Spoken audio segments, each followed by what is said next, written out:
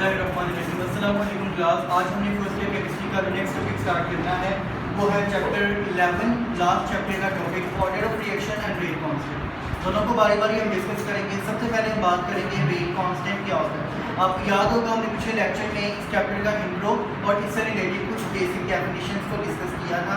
आज हम next definition discuss करने जा रहे हैं। सबसे पहले वो है रेट कांस्टेंट, जिसे स्पेसिफिक रेट कांस्टेंट भी कहते हैं। It is also known as velocity constant, क्योंकि आपको पता रेट का मतलब स्पीड होता है और केमिस्ट्री में स्पीड और वेलोसिटी एक ही चीज़ है, ठीक है। इसलिए रेट कांस्टेंट को हम वेलोसिटी कांस्टेंट भी कहते हैं।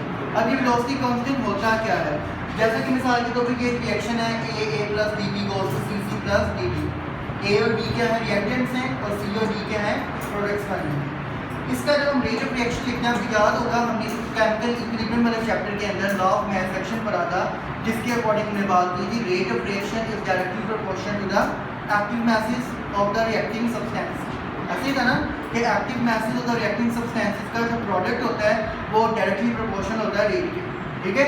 तो इसीलिए यहाँ पर भी वही है, rate of reaction directly proportional to the reactants के एक्टिव masses का प्रोडक्ट। अब हमारे पास रिएक्टेंट क्या है, एक ए है और एक क्या है, बी है। तो ए इंटू बी, और आपको पता है कि जो कंसंट्रेशन होती है नंबर ऑफ मोल वो कोएफिशिएंट की फॉर्म में यानी पावर की शक्ल में ऊपर आ जाए, ठीक हो गया। डायरेक्ट साइन को खत्म करें, आपको पता है इक्वल टू का साइन लिखते हैं, साथ ही कांस्टेंट लिखते हैं, तो ये फॉर्म हो जाएगी rate is equal to K into A into B two, ठीक है।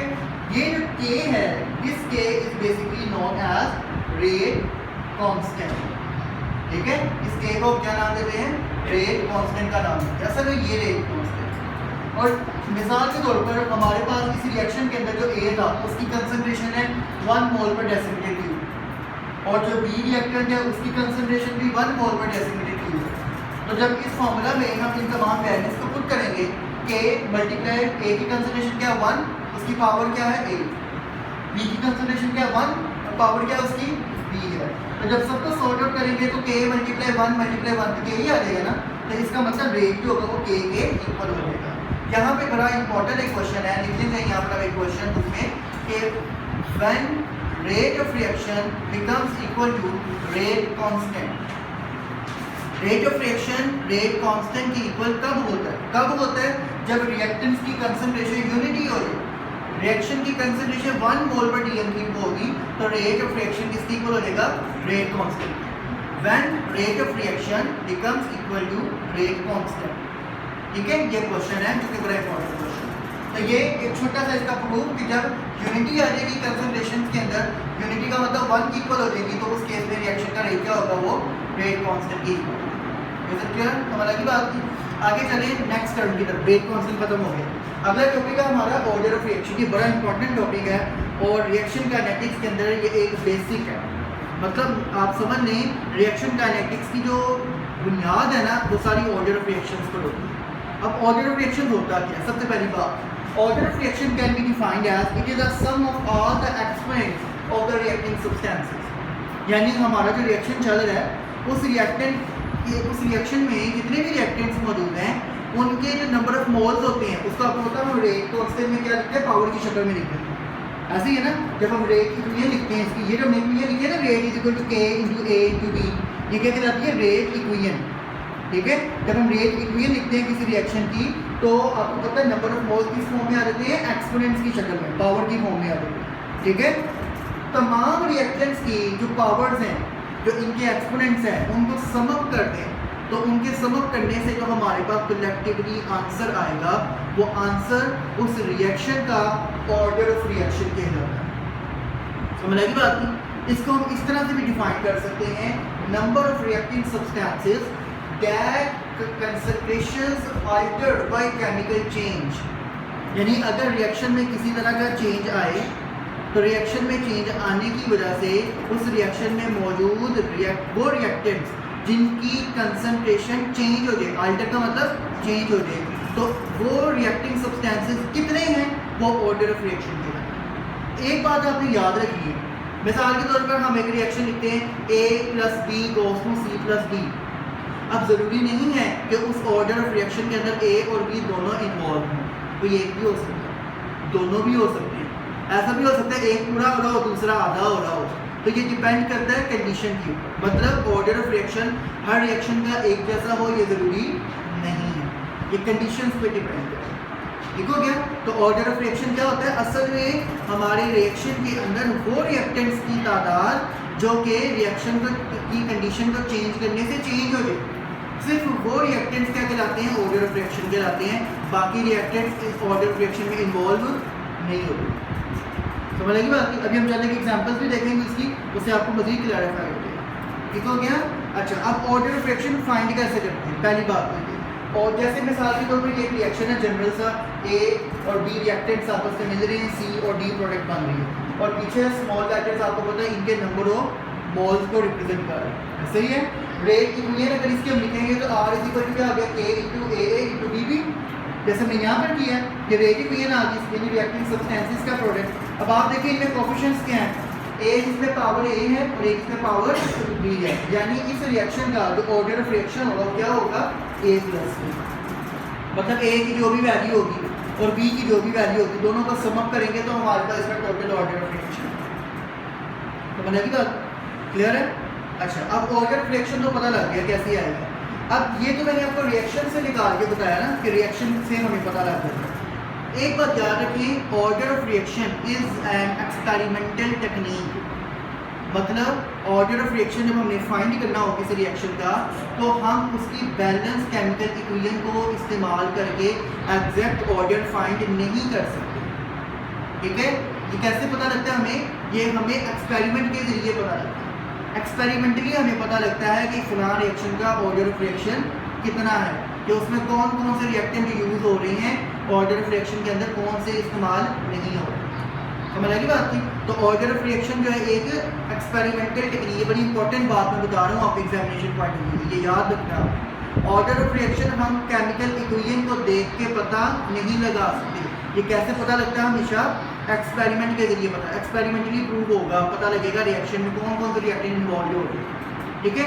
हाँ, बात का ऐसा भी होता है कि जो हमें एक्सपेरिमेंटली पता लगता है केमिकल इक्वेशन के हिसाब से भी वही ऑर्डर बन रहा है, और बात का ऐसा भी होता है कि जो एक्सपेरिमेंटली पता लगता है केमिकल इक्वेशन के हिसाब से वो ऑर्डर नहीं बन रहा होता। यानी अगर हम सिर्फ केमिकल इक्वेशन पे डिपेंड करते हैं ना, तो हमें ऑर्डर रिएक्शन प्रॉपर नहीं पता लगेगा, किसी का सही होगा किसी का गलत होगा। अभी एग्जांपल्स में देखते हैं। लेकिन एक्सपेरिमेंटली प्रूव हो जाता है एक्सपेरिमेंट के जरिए कौन सा रिएक्शन के अंदर कौन सा रिएक्टेंट इन्वॉल्व हो रहा है, उसकी स्पीड के अंदर वो ऑर्डर ऑफ रिएक्शन बता देता है। ठीक हो गया? समझ आएगी बात की? आगे देखिए। ऑर्डर ऑफ रिएक्शन की डिफरेंट टाइप्स हैं, जैसे zero order reaction, first order reaction, second order reaction और थर्ड ऑर्डर रिएक्शन। ये कॉमन 4 टाइप्स हैं। लेकिन इसके अलावा ऑर्डर ऑफ रिएक्शन फ्रैक्शन में भी हो सकता है, मतलब पॉइंट में, जैसे 1.5 आ गया, 2.5 आ गया, 3.5 आ गया, तो फ्रैक्शन में भी ऑर्डर ऑफ रिएक्शन हो सकता है। लेकिन कॉमनली ये 4 टाइप्स हैं। समझ आएगी बात? अब हम चंद के एग्जांपल देखते हैं ऑर्डर ऑफ रिएक्शन। ये कुछ रिएक्शंस आपके सामने मैंने लिखे हैं। सबसे पहला रिएक्शन देखिए, 2N2O5 goes to 2N2O4 plus O2, यानी N2O5 के 2 मोल्स हैं, फिर टूट रहे हैं, इनके टूटने से 2N2O4 बन रहे, एक O2 बन रहा है। अब आप देखो जरा इस रिएक्शन के अकॉर्डिंग देखें तो हमारे पास रिएक्टेंट्स कितने हैं? 2 मोल्स हैं, ऐसे ही है। यानी इस रिएक्शन का अगर मैं रेट इक्वेशन लिखूं तो rate is equal to K into N2O5, और ऊपर पावर क्या आएगी? 2 आती है according to this chemical equation. लेकिन असल में जब एक्सपेरिमेंटली देखा जाता है तो ये जो रिएक्शन है इसके अंदर सिर्फ 1 मोल ऑफ N2O5 इन्वॉल्व होता है, 2 मोल नहीं होते। हालांकि इक्वेशन हमें क्या बता रही है? 2 मोल है। लेकिन एक्सपेरिमेंटली देखते हैं तो 1 मोल यूज़ नहीं होता, दूसरा मोल रेट के अंदर यूज़ होता है, मतलब जो स्पीड को डिटरमिन करता है। समझ आ गई? इस वजह से इसकी जो रेट इक्वेशन है वो क्या है? Rate is equal to K N2O5, power ऊपर कोई नहीं है, मतलब 1 मोल है। समझ आ गई? अब अगर तो इस रिएक्टेंट के ऊपर 1 मोल है तो और तो कोई भी नहीं है ना, सिर्फ 1 ही है, इसका मतलब इस रिएक्शन का ऑर्डर कौन सा होगा? This is the first order reaction. समझ लगी बात? अब आपको पता लगा कि जरूरी नहीं कि केमिकल इक्वेशन जो बता रही है वो भी ऑर्डर हो। ये हमें कैसे पता लगता है? एक्सपेरिमेंटली। एक्सपेरिमेंट करने के बाद पता लगेगा जी कि असल ऑर्डर क्या है इसका। ठीक हो गया? समझ लगी ये बात? अगले रिएक्शन की तरफ चलते हैं। सेकंड रिएक्शन है CH3O3CBr। H2O के साथ रिएक्ट कर रहा है, CH3O3COH बन गया और HBr बन गया। इस पूरे रिएक्शन के अंदर वाटर जो है ये बेसिकली एक्सेस में मौजूद है, और वाटर क्योंकि यहाँ एक्सेस में है, ये वाटर एज अ सॉल्वेंट काम कर रहा है। ये बात याद रखनी, बड़ी ज़बरदस्त बात है। ऐसे रिएक्शन जिसमें वाटर एज अ सॉल्वेंट काम कर रहा हो, तो उन रिएक्शंस के अंदर वाटर ऑर्डर ऑफ रिएक्शन को डिसाइड नहीं करता, ठीक है। ऐसे रिएक्शन जिसमें वाटर एक्सेस में है, मतलब वो एज अ सॉल्वेंट है, तो उन रिएक्शंस में ऑर्डर ऑफ रिएक्शन जो वाटर पे डिपेंड नहीं करते, क्योंकि वो एक्सेस में है, अनलिमिटेड वाटर है, तो इसलिए वो ऑर्डर ऑफ रिएक्शन डिसाइड नहीं करेगा। तो इसका मतलब एक ही चीज़ रह गई, वो क्या चीज़ रह गई हमारे पास, ये रिएक्शन CH3O3CBr, समझ लगी बात की। तो ऐसे ऑर्डर, अब देखिए ना, अगर हम इसका रेट लिखें तो रेट इसका क्या बनेगा हमारे पास, मुझे इसका रेट लिखवाएं जरा, ये मैं इरेज कर दूं साइड से।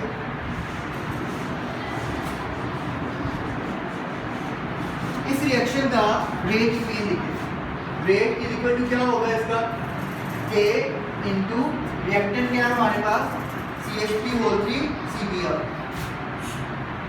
आपकी बुक में पूरा खोल कर लिखा हुआ है, मैंने इसको शॉर्ट फॉर्म में ऐसे लिखा है, ठीक है।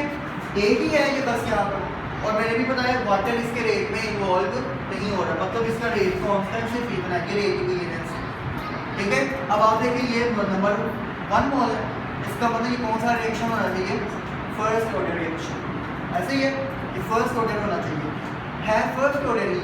लेकिन इस रिएक्शन को, ये खास किस्म के रिएक्शन होते हैं, इन्हें हम कहते हैं pseudo first order reaction. Pseudo का मतलब क्या होता है, बायो वालों को याद होगा, सूडोपोडिया, सूडो का मतलब फाल्स, जो प्रॉपर ना हो, जो ट्रू ना हो, ये प्रॉपर फर्स्ट ऑर्डर रिएक्शन था। जबकि ये वाला रिएक्शन है फर्स्ट ऑर्डर लेकिन प्रॉपर नहीं है, क्यों नहीं है, क्योंकि इसमें वाटर जो है वो एज अ सॉल्वेंट यूज होगा। तो ऐसे रिएक्शन जिसमें वाटर एक्सेस में हो, वाटर एज अ सॉल्वेंट हो, तो उन रिएक्शंस का जो ऑर्डर होता है वो usually pseudo first order reaction.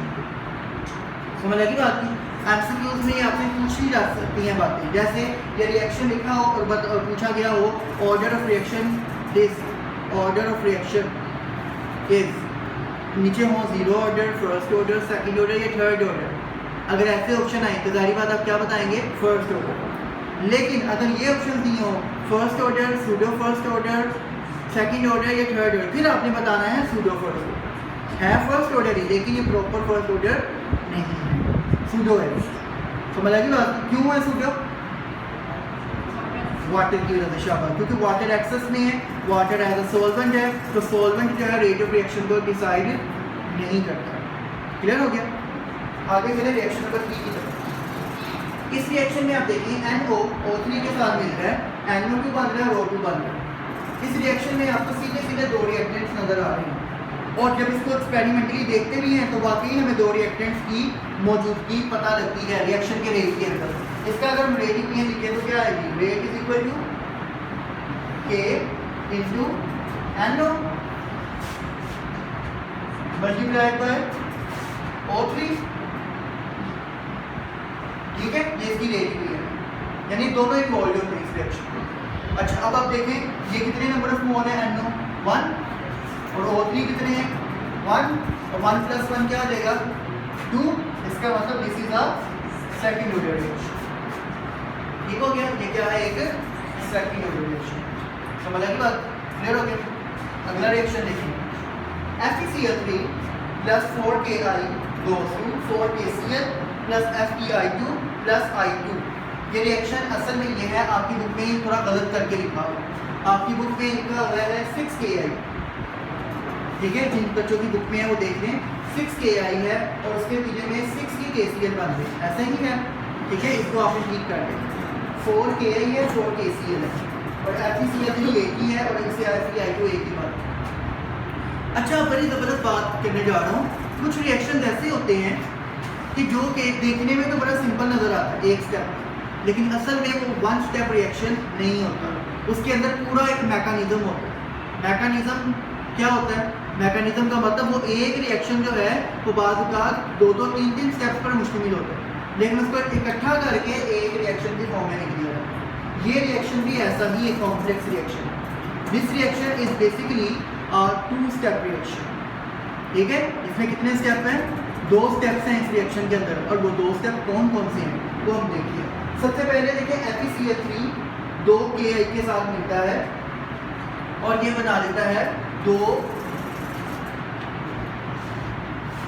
KCl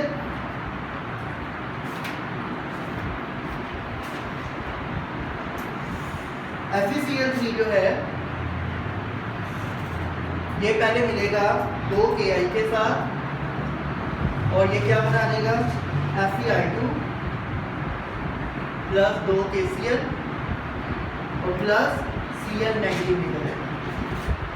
ठीक है, और इस रिएक्शन का जो सेकंड स्टेप होता है वो क्या होता है? दो जो बाकी Ki हैं वो 2 Cl नेगेटिव के साथ रिएक्ट करते हैं और मिलकर बनाते हैं 2 KCl प्लस I2। ठीक है, ये एक रिएक्शन के अंदर असल में 2 स्टेप्स हैं। पहले ये स्टेप होता है, उसके बाद ये दूसरा स्टेप। आप देखिए अगर इन दोनों का ओवरऑल रिएक्शन निकालें तो आप देखिए Cl नेगेटिव से काट देंगे। ठीक है, उसके अलावा FeCl3 प्लस 2 2 4 4 Ki हो गए। आप देखिए FeCl3 plus 4 Ki goes to FeI2 plus 2 2 4 KCl 4 KCl plus I2 समझ लगी बात? यानी ये एक रिएक्शन के अंदर 2 स्टेप्स हैं, 2 स्टेप रिएक्शन। क्लियर हो गया? अच्छा, ऐसे रिएक्शन जिसमें एक से ज़्यादा स्टेप्स मौजूद हो, यानी उसका एक मैकेनिज्म हो, तो उन रिएक्शन में सारे के सारे स्टेप्स रेट को डिटरमिन नहीं करते। तो ये एक स्टेप होता है जो रेट को डिटरमिन करता है। लेट्स सपोज एक रिएक्शन है जिसके अंदर 10 स्टेप्स हैं। ठीक है, 10 स्टेप्स आ रहे हैं इसके मैकेनिज्म, तो सारे के सारे 10 के 10 रेट को डिटरमिन नहीं करेंगे। तो ये एक स्टेप होगा जो रेट डिटरमिन करेगा। तो कौन सा स्टेप होगा? अब इस पूरे रिएक्शन के अंदर 2 स्टेप्स आ रहे हैं ना, इनमें से एक स्टेप फास्ट होता है और एक स्टेप स्लो होता है। ठीक है, जो स्लो स्टेप होता है ना, यानी वो स्टेप जिसकी स्पीड स्लो है, असल में वो कहलाता है रेट डिटरमिनिंग स्टेप। ठीक है, रेट डिटरमिनिंग स्टेप कौन सा होगा? ऐसा स्टेप जो ऐसा रिएक्शन जो कि रेट को डिटरमिन करे, और वो कौन सा होगा? स्लो होगा। यानी मतलब स्लो वाला डिटेक्ट किया जा सकेगा, जो बहुत फास्टली रिएक्शन हो जाएगा, विद इन द सेकंड्स हो जाएगा, उसको डिटेक्ट करना मुश्किल होगा। ठीक है, तो ऐसा रिएक्शन जो कि मैकेनिज्म में आए, यानी उसके एक से ज़्यादा स्टेप्स हों, तो उनमें एक स्टेप स्लो होता है, बाकी फास्ट होते हैं। जो स्लो स्टेप होगा वो रेट डिटरमिनिंग स्टेप कहलाता है, मतलब वो उस रिएक्शन का रेट डिसाइड करता है। तो मिलेगी बात की। अब इस रिएक्शन में आप देखें तो हमारे पास 2 रिएक्शंस आ रहे हैं। जो पहला स्टेप है इसका, this is the slow step, और जो दूसरा स्टेप है वो क्या है? ये फास्ट स्टेप। आपको कि ये कैसे पता लगा? तो ये सारी बातें हमें एक्सपेरिमेंटली पता लगा। जब एक्सपेरिमेंट करते हैं तो एक्सपेरिमेंट के दौरान चेंजेस आ रहे होते हैं तो पता लगता है। ये इसको टाइम लगेगा, लेकिन जैसे ही ये वाला स्टेप शुरू होगी फौरन होगा। समझ आ गई?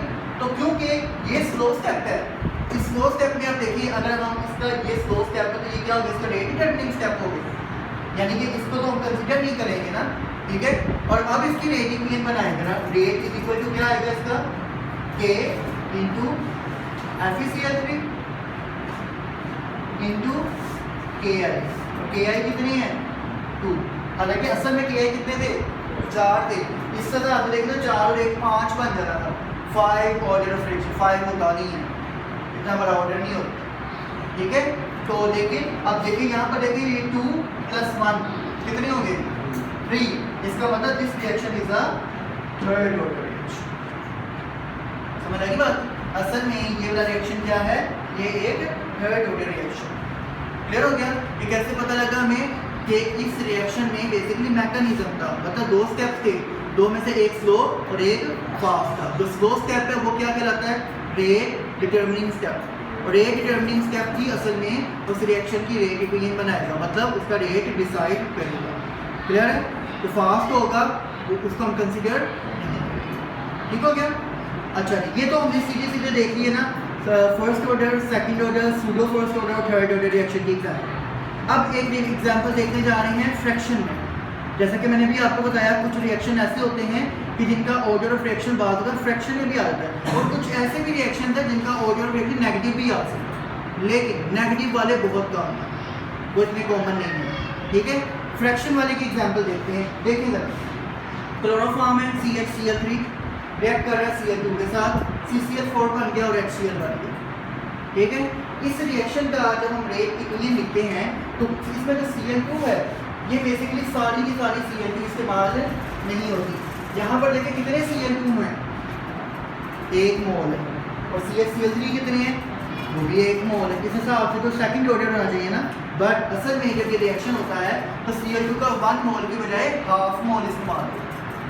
ठीक है, जिसकी वजह से इसका जो रेट बनेगा वो क्या आएगा, rate is equal to K into CHCl3 जो पूरा इस्तेमाल हो गया इंटू Cl2। अब Cl2 कितना इस्तेमाल हुआ है, हाफ मोल। ये कितना है, पूरा का पूरा इस्तेमाल हुआ यानी 1 मोल पूरा, और ये कितना इस्तेमाल हुआ है, हाफ मोल। या वैसे भी डिटेक्ट कर सकते हैं आप, देखिए Cl2 है, 2 Cl है ना। ठीक है, अच्छा अब अगर मैं इसको ऐसे लिखूँ हाफ Cl2 या इसको मैं ऐसे लिखूँ Cl अकेला Cl, एक ही बात है, तो फर्क है दोनों में, यानी कि ये दोनों काट देंगे ना सिंपल Cl ही रह जाएगा। ठीक, असल में Cl अकेला तो एग्जिस्ट ही नहीं करता नेचर में, Cl किस फॉर्म में होता है, Cl2 क्लोरीन गैस की शक्ल में, इसलिए हम इसको इस तरह से रिप्रेजेंट कर लेते हैं, मतलब हाफ क्लोरीन गैस, हाफ से मुराद हाफ मोल, 0.5 मोल क्लोरीन गैस। ठीक हो गया। अच्छा, अब इस रिएक्शन में मवाद बता रहा था, कैसे पता लगेगा, Cl2 2 है, आप देखें इस रिएक्शन में एक Cl यहाँ लग के एक Cl इस तरफ चला गया, ऐसे ही देखो ना, CHCl3 था, इसमें कितने Cl है, 3 Cl है, एक H निकल गया यहाँ से और इसकी जगह एक Cl लग गया, CCl4 बन गया, ऐसे ही। ठीक है, यानी एक Cl इसने ऐड कर लिया, इस Cl में से Cl2 में से एक Cl इधर ऐड हो गया और यहाँ एक Cl रह गया, तो एक H के साथ मिलकर HCl निकाल। असल में इस पूरे रिएक्शन के अंदर जो मेन प्रोडक्ट है वो ये वाली है CCl4, ये बाय प्रोडक्ट है HCl। ठीक, और क्योंकि ये मेन प्रोडक्ट है, और आप देखिए इस मेन प्रोडक्ट के बनने के लिए कितनी Cl2 इस्तेमाल हुई है, आधी इस्तेमाल हुई है ना, आधी ये बनाने में इस्तेमाल हुई है और आधी आगे HCl बनाने में इस्तेमाल हुई है, यही हुआ ना। इसी वजह से इसका ऑर्डर ऑफ रिएक्शन में Cl2 कितना आ रहा है, हाफ। समझ लगी बात, क्लियर। अब इसका जरा ऑर्डर फाइंड करें, क्या आएगा, 1 + 0.5 कितना आ जाएगा, 1, यानी फ्रैक्शन में है।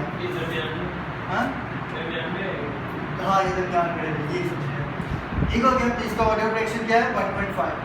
ठीक हो गया, क्लियर है। अच्छा, अब last zero order reaction.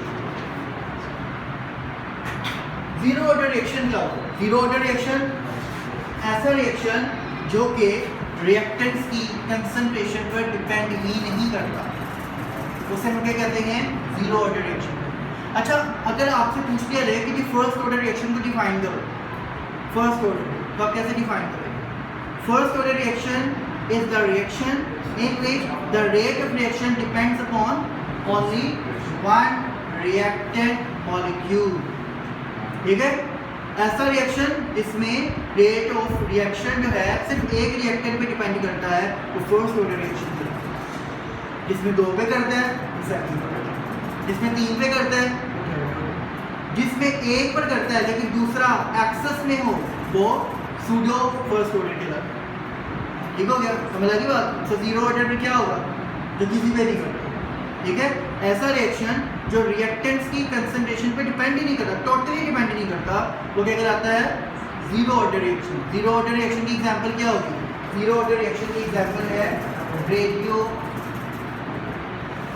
Active elements की डिसोसिएशन। आपको पता है रेडियो एक्टिव एलिमेंट्स होते हैं, टूटते हैं, कंटिन्यूसली टूटते रहते हैं और अपने में से रेडियो वेव्स निकालते हैं। ऐसे ही ना फिजिक्स में भी पढ़ा होगा, केमिस्ट्री में भी आपने पढ़ा, बहुत सारे आइसोटोप्स होते हैं जो रेडियो वेव्स निकालते हैं, है ना, अपने से रेस निकालते हैं और खुद टूट जाते हैं। ये जो हैं ये रिएक्टेंट्स वगैरह के ऊपर डिपेंड नहीं करते। ठीक है, जितनी मर्जी अमाउंट में रिएक्टेंट हो, इन्हें टूटना है, हाफ लाइफ आपको पता होती है और वो हाफ से हाफ हो जाते हैं। ठीक है, समझ लगी बात। तो जो रेडियो एक्टिव एलिमेंट्स हैं इनकी डीके ये क्या है, एक जीरो ऑर्डर रेट। और ये बड़ा इंपॉर्टेंट शॉर्ट मैं बोलने जा रहा हूँ, अक्सर पेपर में पूछा जाता है, why radioactive elements decay is zero order reaction. Repeat कर रहा हूँ, why radioactive elements decay is zero order reaction। क्यों है बताएं, अभी बताया मैंने, बोले शाबाश। क्योंकि इस जीरो जो रेडियोएक्टिव डिके है ये रिएक्टेंट्स की कंसंट्रेशन पे डिपेंड टोटली नहीं करती, इस वजह से ये जीरो ऑर्डर रिएक्शन जो ऑटोमेटिकली कंटिन्यूसली होते रहते हैं, चाहे जितना मर्जी रिएक्टेंट हो हमेशा उसका हाफ होता है। समझ लगी बात की, क्लियर हो गया। ये भी क्लास ये था आज का हमारा टॉपिक, इसमें हमने रेट कांस्टेंट को देखा, इसके अलावा हमने ऑर्डर ऑफ रिएक्शन को डिटेल में देखा, हमने देखा ऑर्डर ऑफ रिएक्शन क्या होता है, उसकी टाइप्स देखी, उसकी एग्जांपल्स को डिस्कस किया और साथ में चंद एग्जांपल्स में देखा तो कैसे कैसे कौन सा ऑर्डर ऑफ रिएक्शन करते हैं। फिर भी किसी पॉइंट पर इशू हो आप मुझसे कमेंट सेक्शन में डिस्कस कर सकते हैं। कल इंशाल्लाह नई टॉपिक के साथ चलेंगे। अल्लाह।